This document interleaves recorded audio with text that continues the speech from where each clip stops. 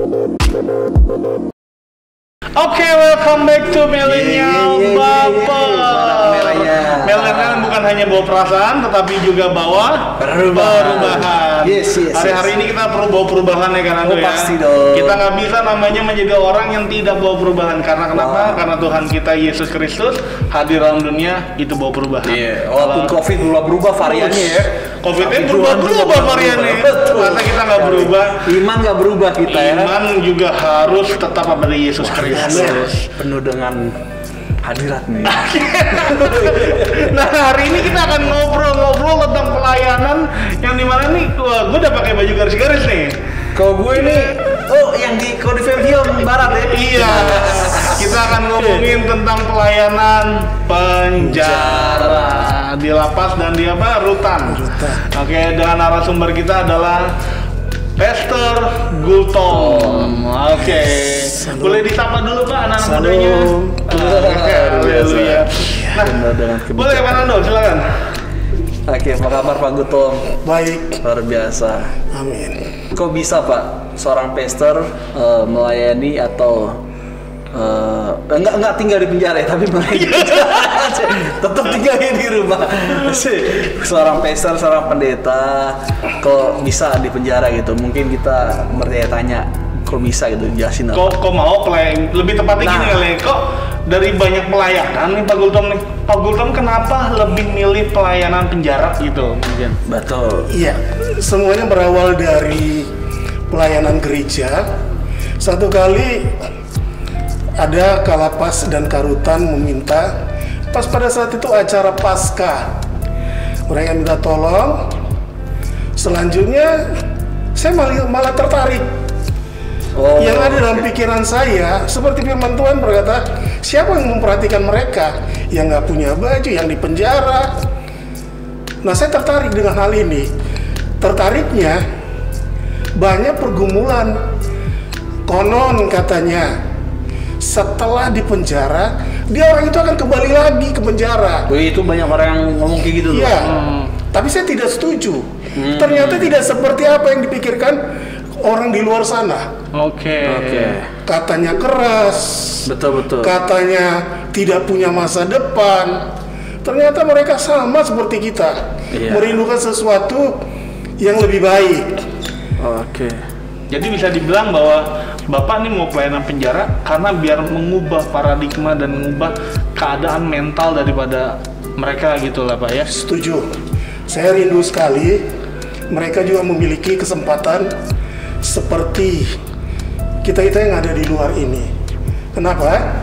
Sebelum mereka keluar, kita udah dengar napi nggak, mantan nggak, ketakutan duluan ketika kita menerima orang yang bekas atau pernah mengalami proses pembinaan di lapas atau di rutan. Iya, betul. Nah, berarti gini dong Pak, sebenarnya nggak bisa disalahin juga sih Pak ya. Karena paradigma daripada kita kalau ngomongin soal penjara ya teman-teman ya, kita ngomongin tentang penjara pasti ngomongin tentang hal yang negatif bener ya kan, karena mungkin orang-orangnya negatif. Orang negatif, gitu. Orang mikirnya mungkin di situ korban pelaku pembunuhan, ya kan, pelaku pemerkosaan, penjual narkoba, segala rupanya mungkin. Makanya nggak heran orang-orang tuh pada akhirnya mikir bahwa hal-hal negatif itu yang dari penjara. Nah, pertanyaannya gini Pak, kenapa sih Pak mereka tuh bisa masuk penjara? Apa emang dari dasarnya emang mereka tuh jahat atau bagaimana? Karena kalau kita tahu dipukul rata semua orang masuk penjara tuh negatif semua. Iya, gitu. Karena kita taunya bahwa kalau Tuhan tuh nyiptain manusia kan sungguh amat baik gitu. Kenapa sih mereka tuh sampai bisa seperti itu Pak? Ya, pertama sekali tidak ada orang yang memiliki cita-cita, kerinduan untuk menjadi narapidana. Tidak ada. Waktu SD gitu, orang ditanya, cita-citamu jadi apa? Narapidana. Tidak mungkin. Tapi ada proses yang mereka lalui. Ya, mungkin bisa dibilang karena faktor ekonomi. Tapi yang pasti ada dua, lingkungan dan rumah tangga, yaitu berbicara komunikasi. Pertama, komunikasi keluarga di dalam rumah tangga. Dan berikutnya ketika dia ada di lingkungan umum, Nah ini dia salah untuk mengambil keputusan sikap untuk bermasyarakat atau berteman. Pengaruh dari luar. Jadi 2 poin ini Oh iya, membuat mereka ditolak atau keluar sendiri dari lingkungan yang seharusnya mereka hidup di dalam lingkungan yang ada dalam pembinaan keluarga yang bahagia. berarti basicnya sama aja ya. Misalnya Iya. ada anak yang sekarang mungkin bandel, Betul. misalnya narkobaan gitu atau seks bebas mungkin. Faktornya 2 ya paling ya. Iya. Misalnya mungkin orang tuanya broken home Iya. atau nggak dapat perhatian dari orang tua situ atau punya lingkungannya. Dan ketika di dalam lingkungan yang tanda kutip jelek, Iya. dan dia nggak punya bekal Bener. kerohanian Bener. sama harmonisasi keluarga, Iya. jadi lah ya gitu ya. Keluarga tidak memperhatikan. Nah, Apalagi kalau misalkan mereka itu udah punya lingkungan yang nggak bagus, keluarganya misalkan broken home, Iya, iya. dan mereka tidak masuk komunitas gereja. Nah, itu dia itu. masalahnya. Bener ya Pak ya? Betul. Ya kan? Apalagi kalau ada HOG misalnya pada saat Nah, itu. ada DM juga Pak, DM. ada sekolah Wah. minggu, ada Youth. JT. Nah. Jangan lupa ini program PPA. Betul. harus dijaga Pak. Iya. PPA ghost tuh penjara gitu ya. Kembali memang dalam pembinaan gereja semua. Betul. Tapi mereka penting Pak ya untuk Penting sekali. dapetin orang-orang seperti kita lah, misalnya Iya. dia mungkin curhat gitu. Rata-rata di penjara tuh orang seperti itu Pak ya berarti ya. Ya, Berarti mereka tuh korban sebetulnya ya. korban. Bukan maunya mereka, tapi mereka tersedot dengan kondisi itu. Berarti kita nggak boleh menghakimi, maksudnya, penjahat ya, jadi korban sebetulnya. Iya, Dia korban. berbuat seperti itu korban. Benar.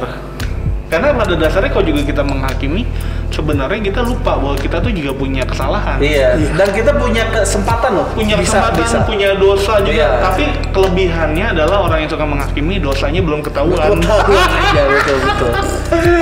Gitu ya Pak. Betul. Gitu. Jadi sebenarnya kayak seakan-akan kayak Bapak ini membawa gereja itu ke dalam penjara gitu ya Pak ya. Iya. Supaya mereka juga mengenal Kristus dan Betul. segala rupanya. Nah pertanyaan nih Pak, kenapa Bapak kok bisa dapat link gitu loh Pak Iya. ke dalam penjara itu Pak? Saya pernah tuh Pak masuk penjara susah tuh gitu di luar kota, tapi harus syaratnya harus panjang gitu. Iya. Jadi ditolak. Puji Tuhan saya dipercaya untuk wilayah Depok. Nah, ada lapas dan rutan.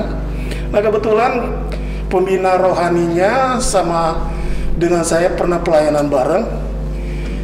Nah, pembina rohani ini dipercayakan bukan saya saat berkhotbah di dalam ibadah, tetapi saya dikasih fair setelah ibadah ada 1-2 jam untuk dikasih waktu. konseling. Oh.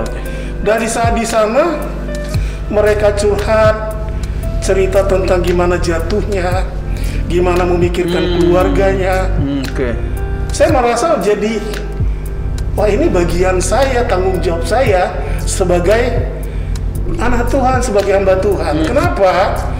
Semua orang merindukan keluarga bahagia. Semua orang merindukan sama diperhatikan, sama dihargai. Nah, mereka kehilangan akan hal ini. Oleh sebab informasi yang di luar sudah mencap mereka, narapidana itu sudah kehidupannya udah tidak benar. Iya. Kalau saya berkata, mungkin mereka lebih baik daripada orang yang ada di luar sana. Oh, Kenapa Pak? oke. Kok bisa kayak gitu? Kalau misalkan secara manusia nih, orang akan menilai orang yang di luar penjara itu ya akan jauh lebih baik dong, karena tidak terlibat dengan undang-undang atau apa-apa. Ini orang ini biasa pandangan orang ya gitu loh. Iya. Kenapa Bapak bisa bilang bahwa yang di dalam itu menurut Bapak jauh lebih baik daripada yang di luar? Nah, sebelum COVID ini saya masih aktif, masih rutin. Itu seminggu sekali, baik dari misi, dari perusahaan, dari gereja yang melayani di rutan dan di lapas. Dalam seminggu itu bisa full 5 atau 4 hari. Bahkan satu hari itu bisa 2 atau 3 yang melayani, 3 departemen atau 3 gereja atau 3 misi. Dalam pikiran mereka itu udah firman Tuhan terus. Meskipun ada melawak, setidaknya pasti ada meresap. Dan yang luar biasanya kita nggak nyangka. Mungkin di gereja kita berkata ada kul, ada youth. Ternyata di lapas dan di rutan juga ada komsel. Nah, ini seru nih. Nah, ini banyak orang di luar sana tuh, termasuk mungkin kita ya, tapi dulu, nggak sekarang ya, karena ngobrol sama kalapas. Perubahan nih. Mungkin banyak orang di luar sana tuh, orang hidup di penjara itu, ya maksudnya keras, chaos, bahkan orang banyak menghakimi atau menstigma orang keluar penjara, pasti besok dia masuk lagi dia. Iya. Gitu. Nah itu tadi Pak Gutom ternyata ada komsel, ada kul, ada persekutuan rohani gitu. Berarti kehidupan di penjara itu seperti apa sih yang Pak Gutom lihat di sana gitu dan alami? Nah, mereka itu memiliki kegiatan itu ada dua. Pertama, mereka dibina. Dibina ini pertama dibentuk rohani, yaitu komsel, berlatih musik. Nah, jadi kalau ibadah di sana nggak ada bedanya dengan di gereja. Ada pemain keyboard, ada pemain bass, ada pemain drum. Saxophone juga ada. Mereka nggak ada ketinggalan. Ke dancer doang Enggak. Nggak ada namanya sekolah musik di sana. Tapi mereka bisa. Luar biasa. Worship leadernya nggak ada juga latihan vokal. Tapi memang Roh Kudus ajar mereka. Ibadahnya nggak ada beda dengan di gereja yang di luar. Ibadahnya antusias Pak. Antusias, kerinduan mereka. Nah, apalagi berikutnya bermasyarakat. Dalam bermasyarakat ini mereka luar biasa. Misalnya, ada gereja, ada misi untuk melayani mereka. Biasanya mereka itu membawa konsumsi itu lebih. Dan mereka tidak pernah untuk makan sendiri. Justru mereka itu bagi dengan saudara kedar yang agama lain, yang beragama lain. Dan itu tidak putus sampai situ. Sebaliknya mereka juga demikian. Misalnya Lebaran, konsep Aceh, mereka juga berbagi. Makanya saya kaget. Budaya Pak itu ya. Luar biasa. Yang itu asli dengan mata kepala saya sendiri melihat di lapas dan rutan, khususnya wilayah Depok. Itu luar biasa. Itu bermasyarakat mereka. Terus mereka berbicara keterampilan. Mereka belajar keterampilan, berbengkel, masak. Mereka tidak dipisahkan Kristen, agama ini. Enggak, beda. Keterampilan sesuai kamar, sesuai kelompok-kelompok. Tidak ada pemisahan antara agama lagi. Jadi mereka berbaur, justru kehidupannya lebih akrab. Ya bisa dibilang lebih romantis lah. Kompak. Harmonis. Lebih toleransi ya. Toleransinya luar biasa. Lebih toleransi di dalam ya. Daripada di luar. Saatnya olahraga, mereka olahraga. Nah, dengan keterangan saya pasti saudara-saudara yang menonton saat ini bertanya, ada apa sebenarnya kegiatan di sana? Jawabannya cuma satu, tidak ada. Bedanya kegiatan di lapas rutan dengan di luar. Bedanya cuma satu, mereka tidak bisa mengeluarkan idenya, mereka tidak bisa berkumpul dengan keluarganya. Tapi kita yang di luar, kita masih banyak memiliki kesempatan. Hidup mereka merenungkan, memikirkan keluarga di luar, dan setelah itu, setelah mereka bebas dari binaan, aku jadi apa? Oke. Berarti lebih ke psikologi mereka kali Pak ya, itu di dalam itu apakah sama seperti kita di luar Pak? Misalnya apakah dia punya gambar diri yang udah jelek, gue udah napi nih, apalagi mungkin ditolak sama keluarganya atau gimana? Kalau sepanjang yang konseling sama Pak Gutom Mayani gitu, psikologi mereka gitu. Ada mereka yang mendapat informasi kegiatan atau kehidupan dari keluarga mereka. Ada yang tidak. Nah, bagi mereka yang tidak menerima laporan dari keluarganya, pasti benar dalam hatinya, pikirannya, dia akan menjadi yang terbaik. Itu udah pasti. Nah, bagi mereka yang menerima informasi yang tidak benar, Yang tidak benar tuh contohnya apa, Pak? yang kecewa buat dia. Misalnya ada istrinya kabur, ada istrinya menikah lagi, Terus dicerain tiba-tiba gitu, Pak, ya? tiba-tiba. Oh, itu kesian gitu. Nah, selanjutnya ada mungkin anaknya gimana. Ini yang konseling kepada saya. Iya. Sehingga ketika di dalam pikirannya udah mulai Iya sih. tidak tenang. Wajar. Kasian. Jadi sebenarnya mereka itu juga mengalami sebuah ketakutan ya. Jadi kayak ada sesuatu yang mereka takutin bahwa nanti ketika mereka masuk istrinya tuh bisa menceraikan. Karena lebih gampang ya, lebih mudah kan. Jadi Kalau nggak salah dihukum, kalau nggak salah ya, dihukum itu kalau ngajuin pencerain, kalau suaminya di penjara langsung diketok gitu. Iya, jadi kayak lebih mudah gitu. Nah, hal-hal kayak gitu yang Karena paling kayak nggak bisa nafkahin aja tuh gimana gitu. Jadi emang gimana ya, kalau berbicara hal cerai menceraikan, ya mungkin si istri faktor ya tanggung jawab bagaimana untuk menanggung jawab kehidupannya. Terus ya bisa juga karena merasa malu. Iya. Nah, sebenarnya inilah bagi keluarga yang ada di luar sana, bila ada kondisi keluarga demikian, sebaiknya keluarga yang memiliki hubungan, marilah rangkul. Iya, betul. Untuk mereka bisa utuh kembali. Kenapa? Ya dampaknya juga tidak bagus bila terjadi seperti apa yang pernah saya dengar, kejadian seperti saya saksikan tadi. Gitu. Karena gini Pak, mungkin Bapak bisa kasih sampaikan nih ya untuk teman-teman yang nonton, mungkin ada orang tua juga yang nonton ketika salah satu keluarganya mungkin ada yang masuk penjara atau bagaimana. Karena mereka mikir gini kan, ketika masuk penjara bikin malu nama keluarga. Iya. Lu nyusahin keluarga. Sehingga tuh orang masuk penjara tuh punya dua beban jadinya. Iya. Pertama dibina, dihukum secara ini kan hukum undang-undang. Kedua hukum moral jadinya. Iya benar. Apalagi masuk penjara, apalagi masuk narkoba.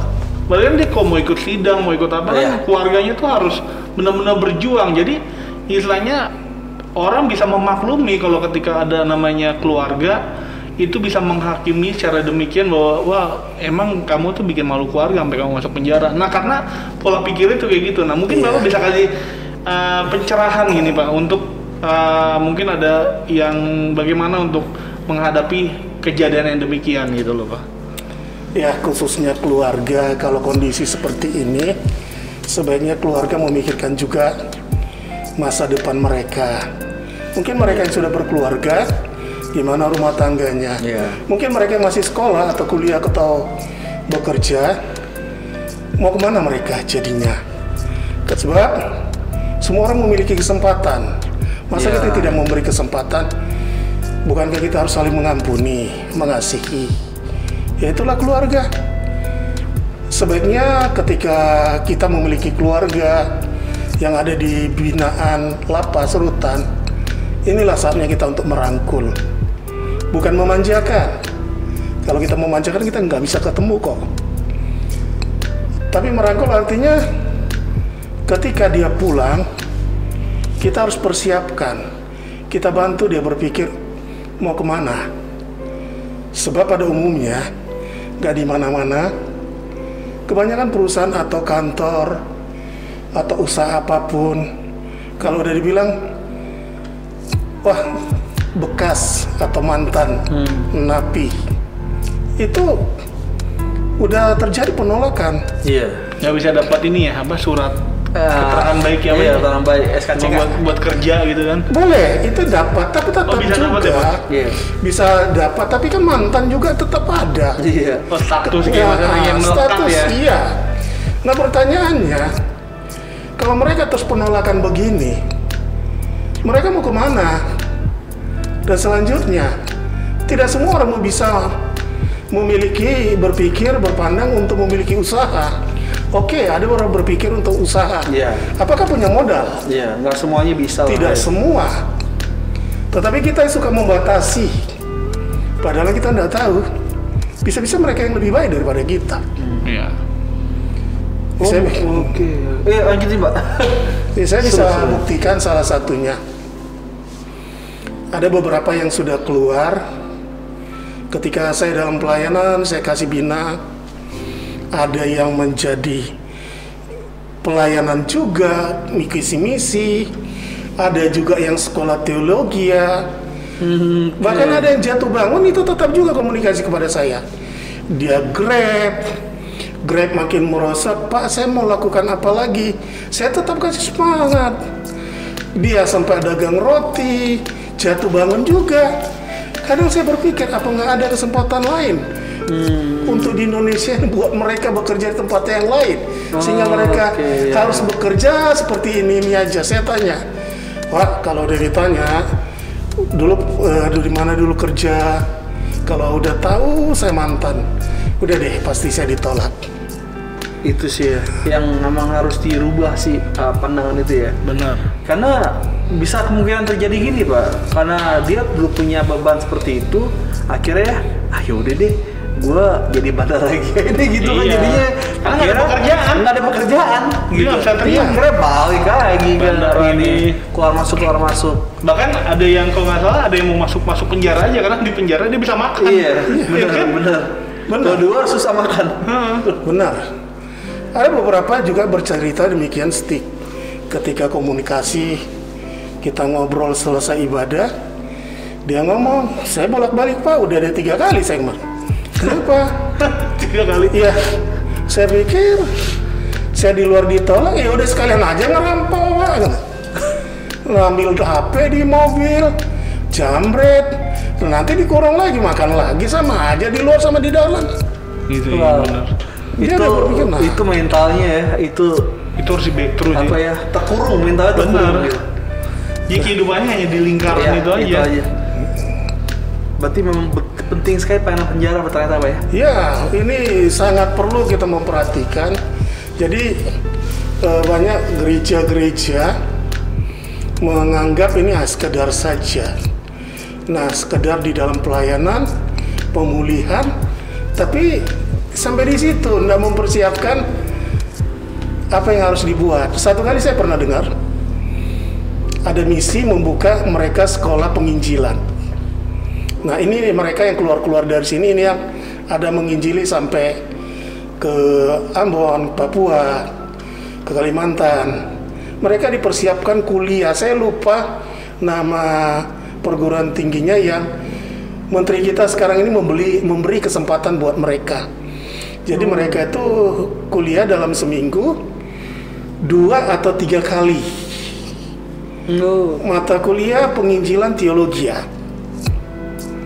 Dan saya lihat luar biasa kemajuan mereka.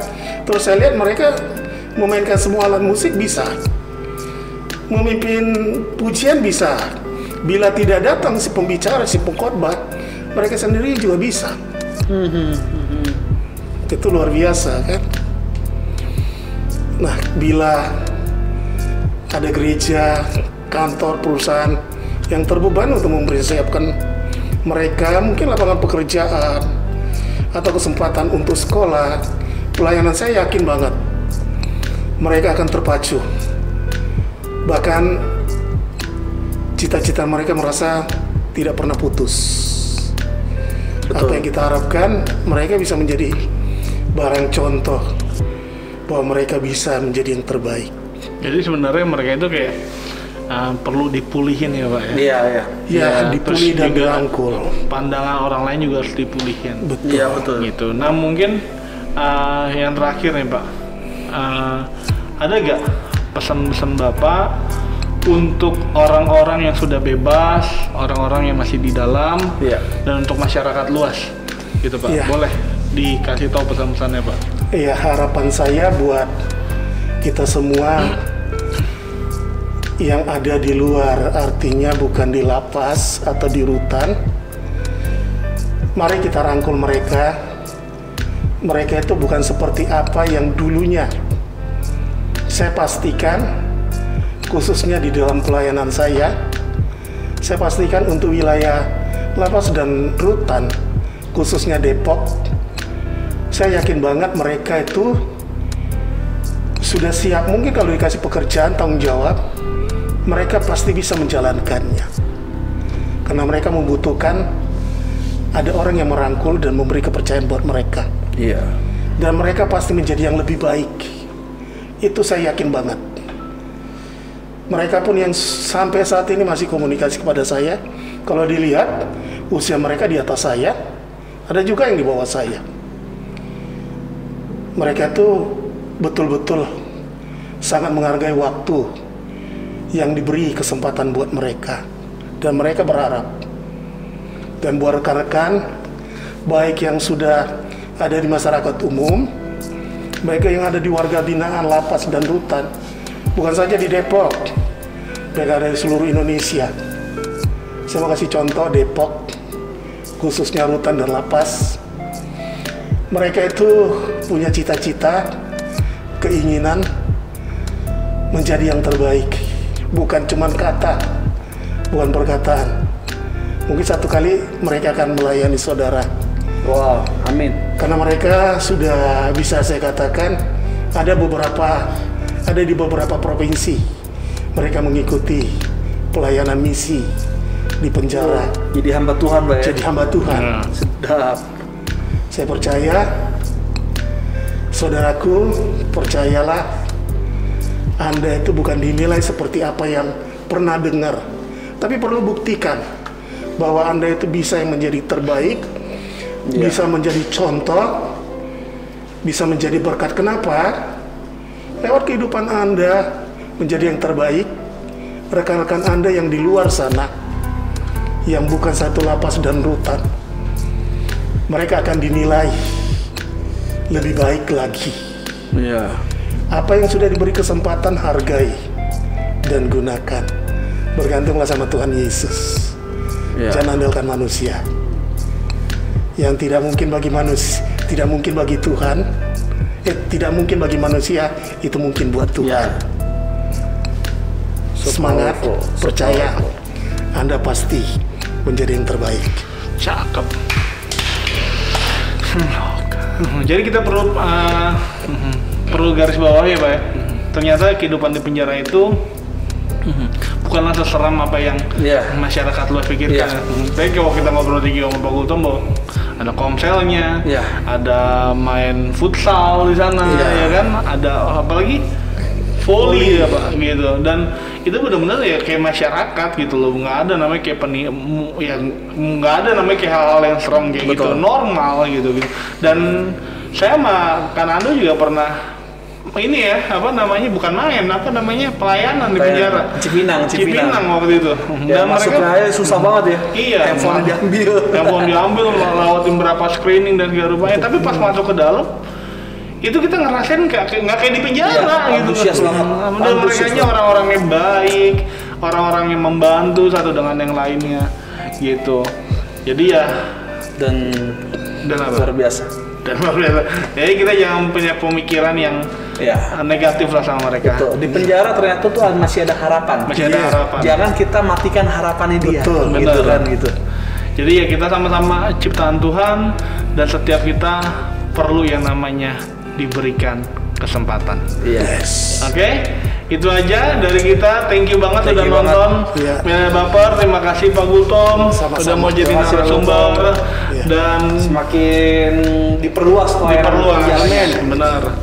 Bisa sampai ke kota-kota yang lain gitu. Walaupun COVID melanda. Ya, dan ketika kita sudah belajar normal nanti sama COVID, mulai lagi lah gitu buat pelayanan penjara. Oke, terima kasih teman-teman. Jangan lupa terus saksikan video-video berikutnya dari Milenial Baper. Dan jangan lupa like, komen dan subscribe channel ini. Dan jangan lupa juga follow Instagram kita, Milenial Baper Official. Jangan sungkan untuk nge-share juga. Iya. Kalau ada teman-teman mau tanya-tanya apa, Kak, bahas ini dong Kak, undang ini, di komen aja. Oke? Terima kasih. Jangan sampai ketemu lagi dalam video berikutnya dalam Milenial Baper. Milenial bukan hanya bawa perasaan, tetapi juga bawa perubahan. God bless you. Dah.